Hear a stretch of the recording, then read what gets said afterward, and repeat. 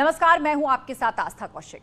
Zelensky के गुस्से का ताजा शिकार बना है रूस की ब्लैक सी का कमांड शिप यानी कि मोस्कवा। रूस इसे हादसा बता रहा है, लेकिन यूक्रेन का दावा है कि उसने बीच समंदर में मोस्कवा पर अपने नेपट्यून मिसाइल से हमला किया है और शिप को तबाह कर दिया है। यह यूक्रेन युद्ध में रूस को अब तक का सबसे बड़ा नुकसान है।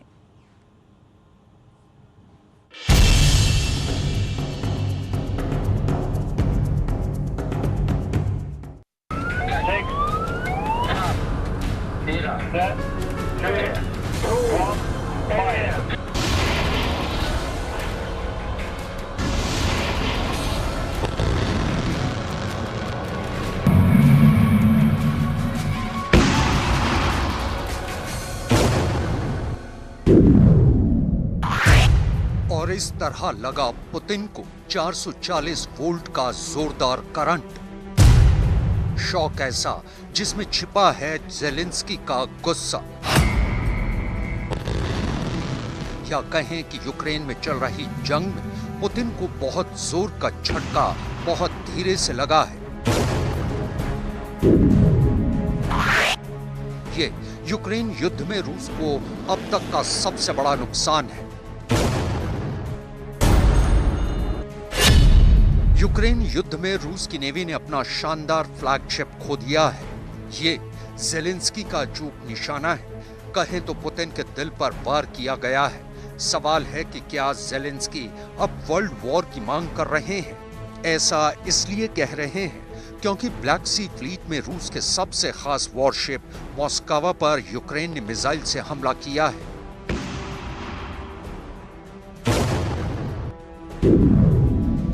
ये जहाज रूस की शान माना जाता है और इसका तबाह होना पुतिन की ब्लैक सी फ्लीट के लिए हौसला पस्त करने वाली खबर है। यूक्रेन युद्ध में पुतिन अपने 2 जंगी जहाज खो चुके हैं।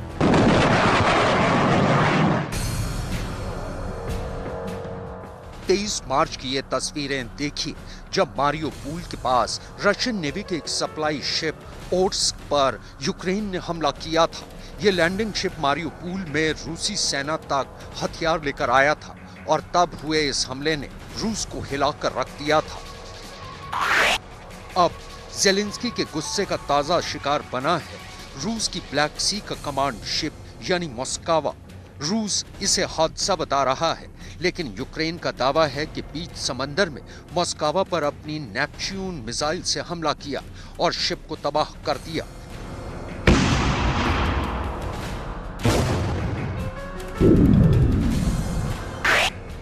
तीन हफ्तों के अंदर रूस ने अपने 2 वॉरशिप खो दिए हैं। 23 मार्च 2022 को मारियोपोल के पास रूस ने अपना लैंडिंग शिप ओर्स्क खोया और अब 13 अप्रैल 2022 को ओडेसा के पास ब्लैक सी में रूस का फ्लैगशिप मिसाइल क्रूजर मोस्कवा पर मिसाइलों से हमला हुआ है। ब्लैक सी में रूस की नौसेना का सबसे महत्वपूर्ण जंगी जहाज तबाह हो गया। यूक्रेन का दावा है कि उसकी 2 मिसाइलों ने इस जंगी जहाज को तबाह कर दिया, जबकि रूस इस दावे से इनकार कर रहा है। В операційній зоні протикорабельними ракетами «Нептун» уражений крейсер «Москва», флагман Чорноморського флоту Росії, отримав суттєве пошкодження. Виникла пожежа. Інші одиниці корабельного групування намагалися надати допомогу. Але шторм і потужний вибух боєзапаси перекинули крейсер, і він почав тонути. रूस ने यह माना है कि उसके क्रूजर वॉरशिप मोस्कवा को बहुत ज्यादा नुकसान पहुंचा है। रूस के मुताबिक मिसाइलों से लैस इस वॉरशिप में आग लग जाने के बाद धमाका हुआ, जिसके बाद सभी नौसैनिकों को सुरक्षित निकाल लिया गया। कई रिपोर्ट ऐसी भी हैं जिनमें इस रूसी जंगी जहाज के डूबने की भी खबरें हैं, लेकिन इसकी पुष्टि नहीं हो पाई है। लेकिन पश्चिमी मीडिया और उसके अखबार इसी खबर से पटे पड़े हैं।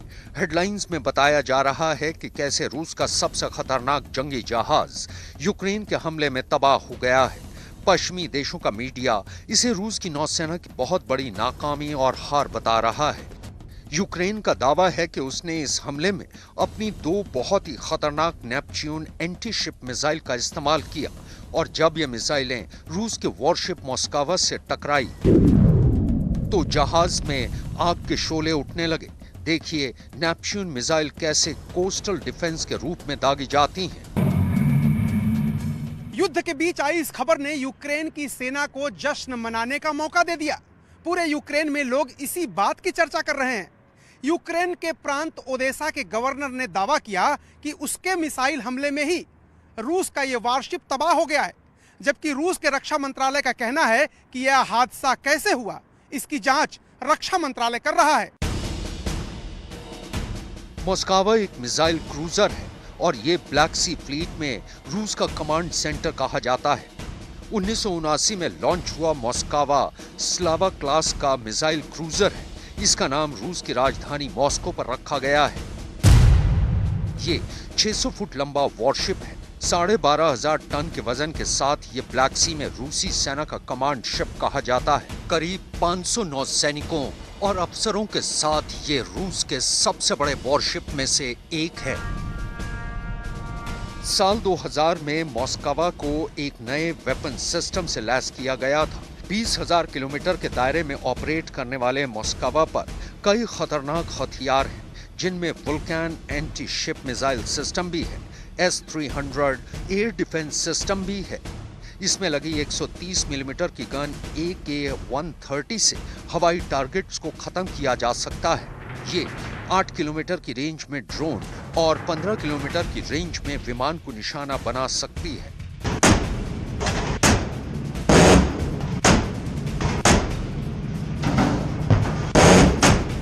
ये वॉरशिप 40 साल से ज्यादा पुराना है, लेकिन अब भी नेटो के लिए ब्लैक सी में बड़ा खौफ माना जाता रहा है। लेकिन जब यूक्रेन ने इस पर अपनी नेपच्यून एंटी शिप मिसाइल से हमला किया तो देखिए क्या हुआ।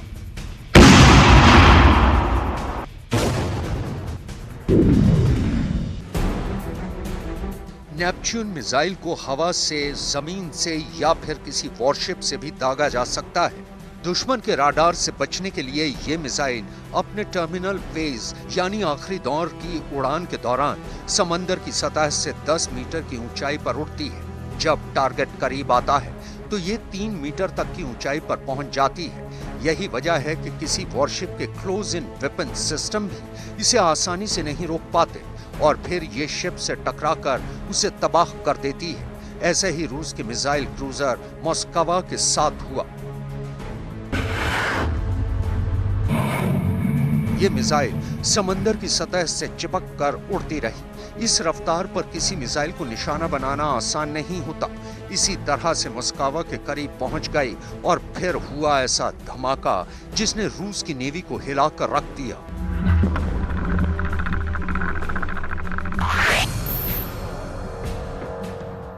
मोस्कावा में लगे क्लोज इन वेपन सिस्टम जैसे AK-630 1 मिनट में 4000 राउंड यानी 30 मिलीमीटर की 4000 गोलियां दाग सकता है। यह किसी भी वॉरशिप का मिसाइल से बचने के लिए आखिरी हथियार होता है, लेकिन AK-630 2 नेपच्यून मिसाइलों के हमले को रोकने में नाकाम रहे। दोनों मिसाइल बहुत तेज रफ्तार से मोस्कावा से जा टकराई। नेपच्यून मिसाइल आवाज की रफ्तार से कम स्पीड से चलती है, यानी करीब 1000 किलोमीटर प्रति घंटा। करीब 4.5 मीटर लंबी इस मिसाइल का वजन 850 किलो से ज्यादा होता है। इसमें इसका वॉरहेड ही 150 किलो का होता है। दरअसल ये रूसी मिसाइल Kh-35 का ही एक रूप है, जिसके कई वर्जन हैं और इसकी रेंज 280 किलोमीटर तक मानी जाती है। अभी तक इस बात की पुष्टि नहीं हुई है कि वॉरशिप को नुकसान कितना ज्यादा हुआ है और क्या यह आगे काम कर पाएगा या नहीं। यूक्रेन की तरफ से दावा किया जा रहा है कि इस हमले में कई रूसी नौसैनिक भी मारे गए हैं, लेकिन इस बात की तस्दीक नहीं हुई है। रूस के सबसे खास वारशिप पर यूक्रेन का हमला, इस बात में कोई संदेह नहीं है कि यह पुतिन के लिए बहुत बड़ा झटका है। लेकिन बड़ा सवाल यह भी है कि पुतिन इस झटके का जवाब आखिर कैसे देंगे। Попытки диверсий и нанесения ударов украинскими войсками по объектам на территории Российской Федерации. Если такие случаи продолжатся, то вооруженными силами Российской Федерации будут нанесены удары по центрам принятия решений, в том числе в Киеве. यूक्रेन की ताकत अभी तक उसके डिफेंसिव मिसाइल सिस्टम रहे हैं, चाहे वो रूस की एयरफोर्स को रोकना हो या फिर उसके टैंक को। जहां रूस के फाइटर जेट्स को रोकने के लिए यूक्रेन ने अपने 3 एयर डिफेंस सिस्टम का बखूबी इस्तेमाल किया है। इनमें बक एयर डिफेंस सिस्टम है, S-300 भी है और कंधे पर रखकर फायर की जाने वाली स्ट्रिंगर मिसाइल भी है। वहीं एंटी टैंक रोल में उसके पास जेवलिन से लेकर एनलो मिसाइल है, जिसने रूस के टैंकों को भारी नुकसान पहुंचाया है। मारियोपोल से लेकर कीव के आसपास रूसी टैंकों का कब्रिस्तान बन चुका है यूक्रेन। वहीं अब रूस के मिसाइल क्रूजर को निशाना बनाकर ज़ेलेंस्की ने जो मैसेज दिया है, उसका जवाब दिए जाने का पुतिन बेसब्री से इंतजार कर रहे हैं।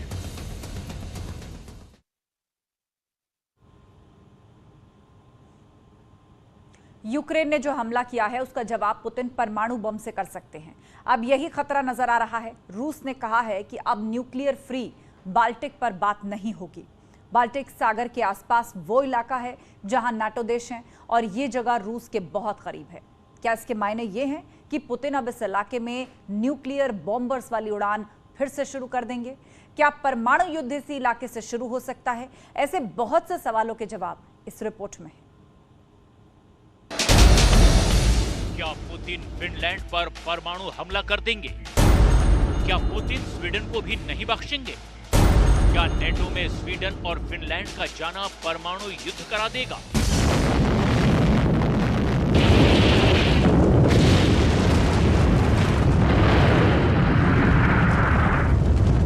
परमाणु युद्ध को लेकर यही सबसे बड़ा डर है, जिसे रूस की एक बहुत बड़ी वार्निंग ने फिर से एक्टिव कर दिया है। व्लादिमीर पुतिन ने बहुत साफ शब्दों में कहा है कि अगर स्वीडन और फिनलैंड नेटो में शामिल होते हैं तो रूस को इस इलाके में ऐसी तैयारी करनी पड़ेगी जिसमें वो अपने परमाणु बम को भी तैनात करने से पीछे नहीं हटेगा। ऐसे में क्या रूस अपने बड़े न्यूक्लियर बॉम्बर्स को बाल्टिक के पास कैलिनिनग्राद एयरबेस, जो कि चारों तरफ से नेटो देशों से घिरा हुआ है, वहां तैनात कर देगा? क्या यहाँ स्कंदर जैसी न्यूक्लियर मिसाइल एक्टिव कर दी जाएंगी? क्या कैलिनिनग्राद एयरबेस से ही पूरे यूरोप में न्यूक्लियर स्ट्राइक होगी?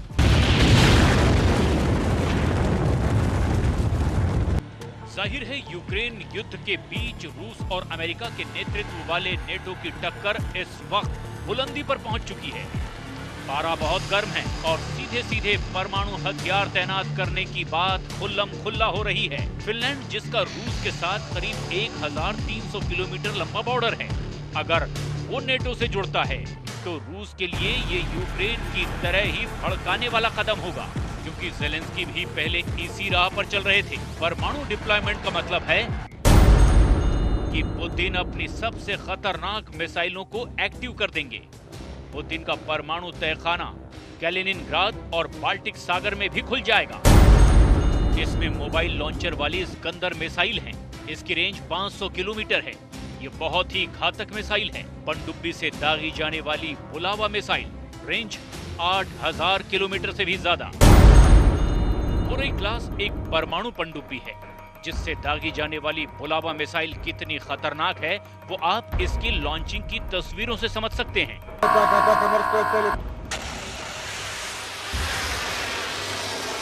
बुलावा को लॉन्च करने का बटन दबेगा तो देखिए रूसी पनडुब्बी में कैसे हरकत होगी।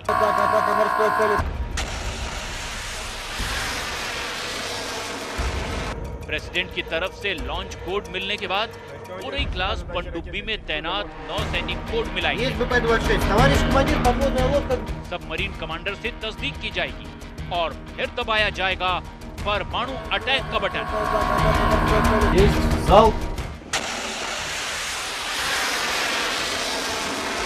इसके बाद दनादन समंदर के अंदर से 8000 किलोमीटर रेंज वाली बुलावा निकलेंगी। पूरी क्लास की सबमरीन से ऐसी 16 मिसाइल दागी जा सकती है। एक मिसाइल, दूसरी मिसाइल भी तैयार है।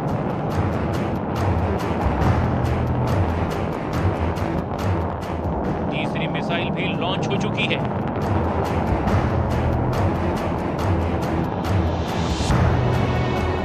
चौथी मिसाइल भी अपनी मंजिल की तरफ बढ़ने के लिए तैयार है।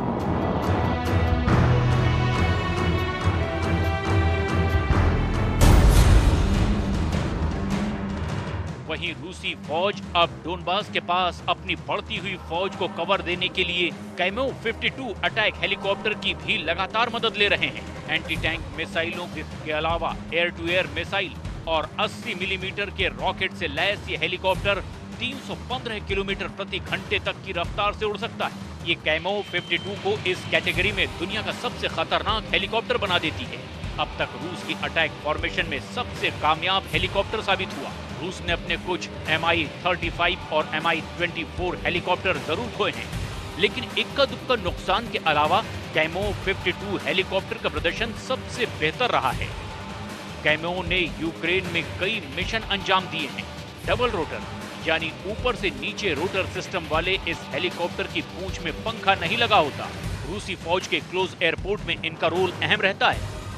यूक्रेन में इनके बिना रूस के टैंकों की मूवमेंट सुरक्षित नहीं मानी जाती। Оперативно-тактическая авиация за сутки поражены 48 военных объектов Украины. Среди них 2 пункта управления, радиационная станция, 2 позиции реактивных систем залпового огня, артиллерийская батарея, 6 складов ракетно-артиллерийского вооружения, а также 48 районов сосредоточения украинской боевой техники. यूक्रेन में रूस की लगातार बमबारी की वजह से बहुत ज्यादा तबाही हुई है। खार्किव, मारियोपोल, खेरसॉन और माइकोलेव जैसे शहर अब भी बड़े पैमाने पर रूस के हमले झेल रहे हैं। यूक्रेन की राजधानी कीव के पास एक रिहायशी इलाके में जब हमारे रिपोर्टर अरुण सिंह पहुंचे तो देखिए तबाही का मंजर कैसा था।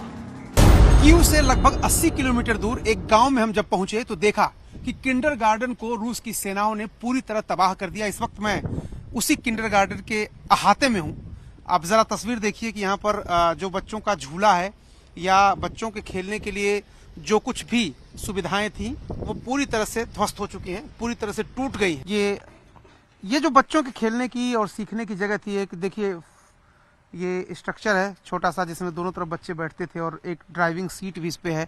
तो इसके पीछे भी मैंने देखा कि वहां पर भी छोटी छोटी हट बना करके और बच्चों के खेलने का इंतजाम था यहाँ पर, लेकिन सब कुछ टूट गया है, सब कुछ बिखर गया है। Dear friends, above all, this war must end. The people of Ukraine cannot bear the violence being inflicted on them, and the most vulnerable people around the world cannot become collateral damage in yet another disaster for which they bear no responsibility. We need to silence the guns and accelerate negotiations towards peace now, for the people of Ukraine, for the people of the region, and for the people of the world. लेकिन Ukraine की जंग धीरे होने की बजाय और तेज होती जा रही है और इसका असर अब दुनिया के बाकी इलाकों पर भी पड़ रहा है। लेकिन पुतिन ने एक बार फिर सबको हैरान कर दिया जब प्रशांत महासागर में रूस की पनडुब्बियों ने एक के बाद एक कई मिसाइल लॉन्च की।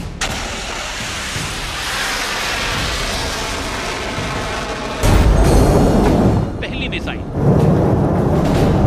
दूसरी मिसाइल, तीसरी मिसाइल, चौथी मिसाइल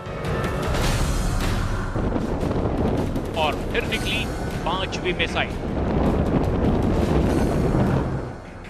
ये पूर्वी रूस के किनारे पर जापान सागर की तस्वीरें हैं, जहां रूस की नेवी ने एक बड़ी एक्सरसाइज की है। समंदर के नीचे पनडुब्बी के अंदर रूस की तैयारी देखिए। रूस की इस एक्सरसाइज में किलो क्लास की पनडुब्बी इस्तेमाल हुई है। ये डीजल इलेक्ट्रिक पनडुब्बी अपनी कैटेगरी में दुनिया की सबसे शांत और खतरनाक सबमरीन मानी जाती है।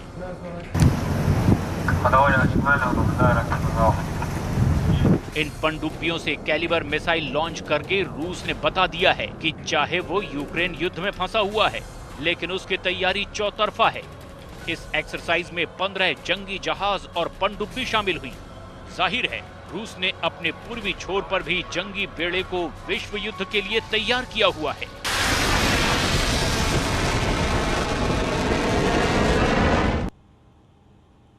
वक्त एक ब्रेक का है, जल्द लौटेंगे, कहीं मत जाइएगा।